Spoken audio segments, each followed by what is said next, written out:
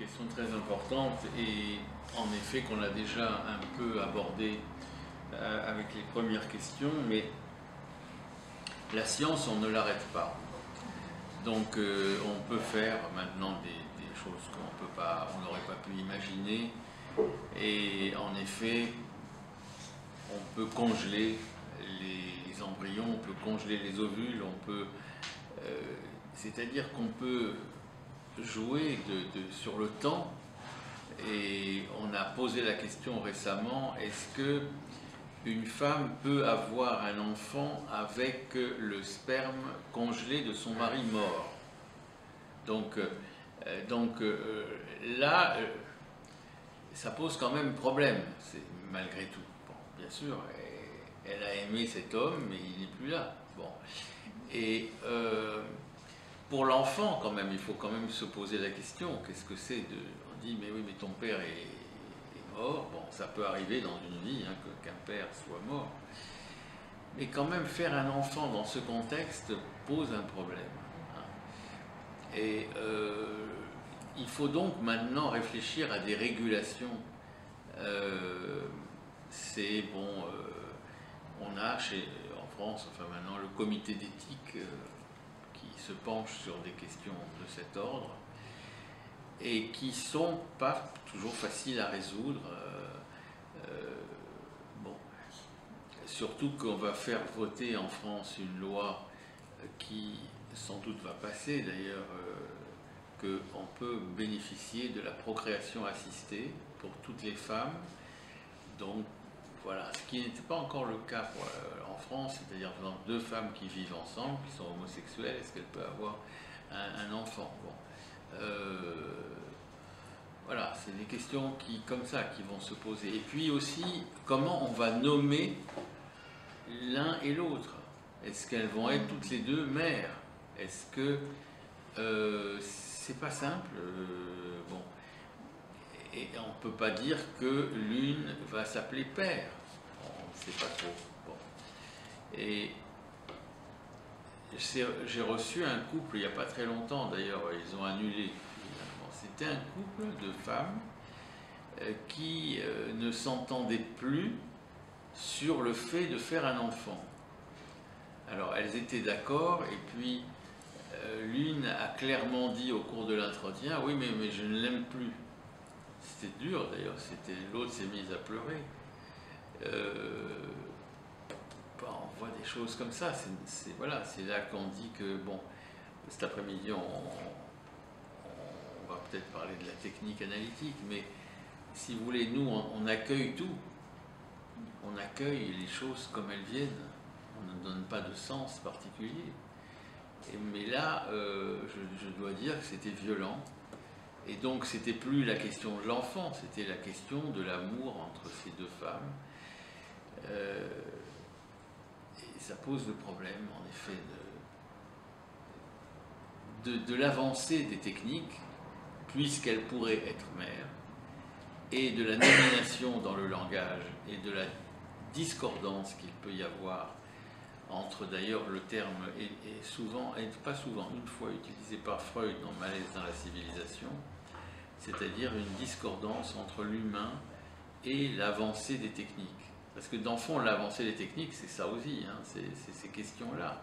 La civilisation, c'est aussi, voilà, des questions qui ne seraient pas surgies il y a 20 ans.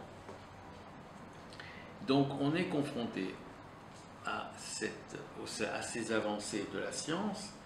Et est-ce que c'est une anticulture où quand on exhibe les corps morts? Oui, c'est vrai, il y a un artiste qui a fait ça.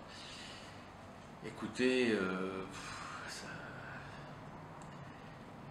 bon, moi ça ne m'attire pas particulièrement, mais il y a quelque chose de morbide, enfin,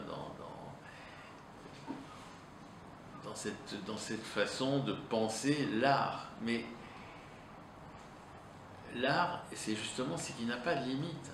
C'est comme la science. L'art procède d'intention de l'artiste qui imagine des situations ou des exhibitions. On aime beaucoup ça maintenant, des performances Parce qu'en fait, la personne qui était morte, là, c'était une performance.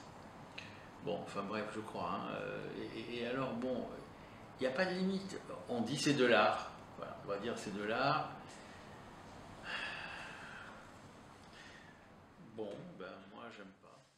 Disons qu'il n'y a plus d'interdit de penser là où, justement, on pouvait penser que le surmoi, tiens, le voilà le surmoi. Et pourquoi le surmoi n'a pas interdit cette manifestation-là? Pourquoi? Et en fait, la réponse n'est pas du tout évidente. Je trouve qu'au nom de l'art, d'ailleurs, bon, moi je trouve, enfin, on voit des artistes contemporains faire des choses qui sont souvent un peu extravagantes, pas forcément dans l'esthétique que personnellement je dirais, c'est Jeff Koons, tout ça, des gens, c'est des situations qui montrent en effet que notre siècle est de plus en plus est confronté à des situations un peu hors limite,